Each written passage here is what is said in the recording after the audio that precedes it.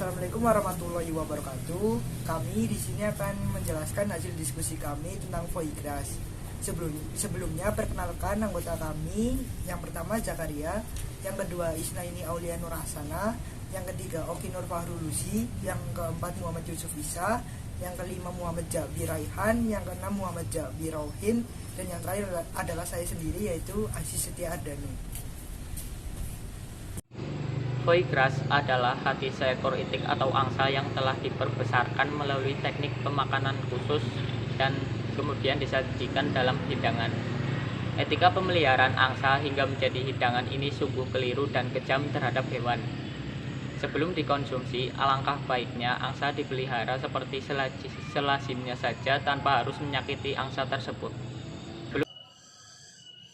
Dari aspek kebudayaan, foie gras merupakan hidangan tua khas Prancis dan menjadi warisan kuliner. Namun apabila banyak negara yang melarang penjualan foie gras, dikarenakan cara mendapatkan hati angsa yang menyiksa hewan dapat menggunakan cara lain agar warisan kuliner ini tetap terjaga. Berdasarkan sumber dari kumparan.com, beberapa koki lain merasa cara penggemukan dengan memaksa mengalirkan makanan langsung ke mulut angsa menggunakan selang seharusnya memiliki alternatif. Ada yang lebih manusiawi dalam membuat foie gras, salah satunya yakni dengan cara mengatur pola waktu penyembelihan hewan. Menurut pandangan Islam, tindakan memberi makan hewan ternak secara berlebihan dan dipaksakan merupakan tindakan penyiksaan terhadap hewan, karena memberikan makanan secara berlebih dan memaksa kepada ternak akan membuat hewan ternak tersebut merasa tersakiti dan tersiksa. Kesimpulan, menuhan hasrat konsumsi manusia tidak hanya boleh memandang tentang rasanya yang enak, tampilannya, dan warisan kuliner. Akan tetapi, tentang proses mendapatkan makanan tersebut juga harus diperhatikan, karena semua makhluk hidup juga mempunyai hak-hak untuk hidup dengan baik. Dari sudut pandang ilmu peternakan, kasus tersebut tidak sesuai dengan apa yang ada di dalam ilmu peternakan. Karena menurut Rianti tahun 2020 menyatakan jumlah pakan yang dibutuhkan oleh seekor angsa dewasa berkisar 250 sampai 300 gram per hari.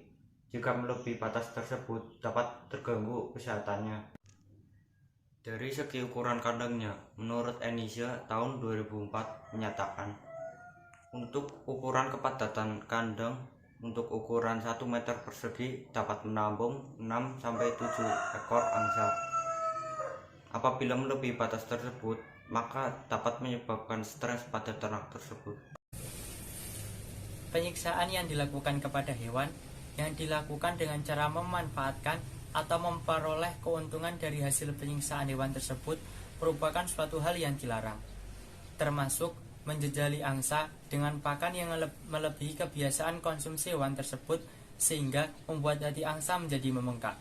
Bahkan, Islam telah mengajarkan dan mencontohkan bagaimana seharusnya umat Islam memperlakukan semua makhluk termasuk hewan dengan baik, tidak melukai dan tidak menyakiti, apalagi dengan tujuan untuk mencari keuntungan semata.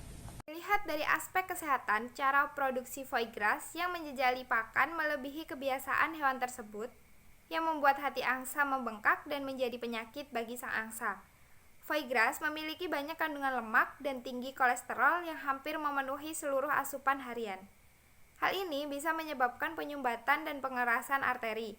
Lemak yang tidak larut dapat menumpuk dan menghalangi aliran darah yang bisa meningkatkan risiko serangan jantung.